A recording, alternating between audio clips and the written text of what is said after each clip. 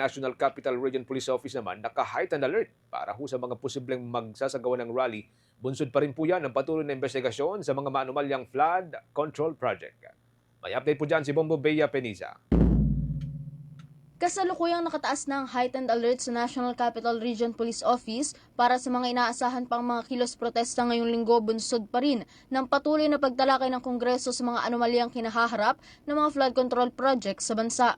Sa isang pulong balitaan, kinumpirma ni NCRPO spokesperson Police Major Hazel Asilo na 4 pa ang kanilang minomonitor ng mga programa na siyang nakatakdang ikasa sa ilang bahagi ng Maynila at maging sa kahabaan ng EDSA. Kasunod dito ay tiniyak naman ni Asilo na hindi mabubulaga at nanatiling handa ang kanilang tropa sa National Capital Region Police Office para sa mga programang ito upang matiyak na magiging payapa, ligtas at hindi makakaabala sa publiko at maging sa trapiko ang mga protestang isasagawa ng mga progresibong grupo sa mga susunod na araw.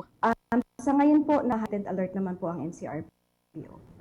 Meron po tayong 4 na activities na inaabangan. Meron po tayo sa Manila, meron din po tayo sa EDSA. So ito po yung ating mga na-monitor, pero yung with regards po sa kung sino sa kanila yung may mga permits na is wala pa po tayong nasa. Puro lamang po ang NCRPO na hindi kami mabubulaga at yung ating mga tropa po is ready sila na nandun lamang po sa kanilang mga districts. Kinumpirma naman ni Asilo na patuloy na pinaiiral ng National Capital Region Police Office ang maximum tolerance kahit pa walang permit ang ilang grupo na magsasagawa ng kanilang programa. Ito ay bilang respeto rin ng pulisya sa karapatan ng mga mamamayan na makapagpahayag ng kani-kanilang saloobin at gustong sabihin.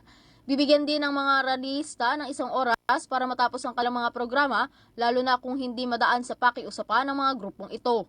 Usually po, yung ating naganap, example ko lang po, is yung naganap nating mga rallies last week is 2 lamang po ang may permit doon. Pero natapos po nila yung kanilang mga hinaing, kumbaga po yung mga sinasabi nila is naipahayag naman po nila. Although wala sila mga permits, binigyan pa rin po sila ng chance ng ating mga PNP personnel na ipahayag pa rin po yung kanilang mga saloobin, yung kanilang mga gustong sabihin.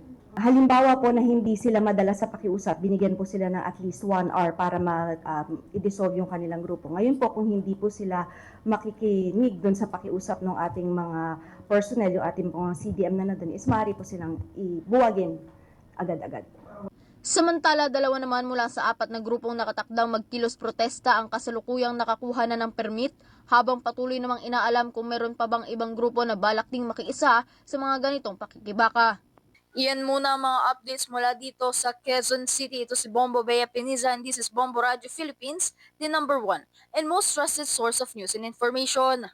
Basta Radio, Bombo! For the most trusted source of news and information, visit our website at www.bomboradio.com. Follow us on Bombo Radio mobile app, Facebook, YouTube, TikTok, and X, formerly Twitter.